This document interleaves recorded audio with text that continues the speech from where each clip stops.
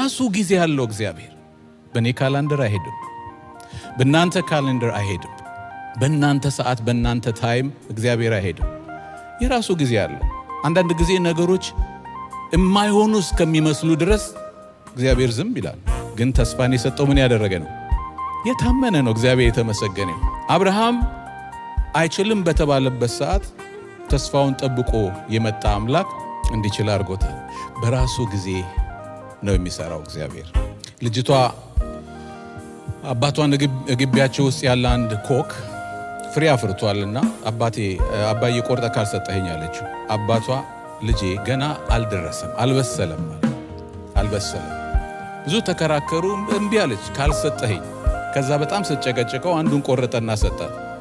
ወዲያው እንደገመጠችው እንደነከሰችው ተፋችው፣ በእጇ ያዘችውንም ወረወረችው። ብዙዎቻችን ከዚህ የተለየ ህይወት የለም።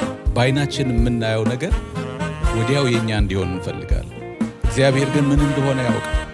ለኛ የሚያስፈልገንን መቼ እንደሚያመጣው እግዚአብሔር ያውቃል። ክብር ለእግዚአብሔር ይሁን። ነገር ግን እግዚአብሔርን በእምነት በመጠበቅ የሚሆን ነገር እንደዛ ፍሬ መራር አይደለም፣ እንዳልበሰረው ፍሬ መራር አይደለም። እግዚአብሔር በጊዜው በህይወታችን የሚያደርገው ነገር፣ በህይወታችን የሚፈጽመው ነገር ውጤቱ ጣፋጭ፣ ውጤቱ የምናመሰግንበት ነው የሚሆነው።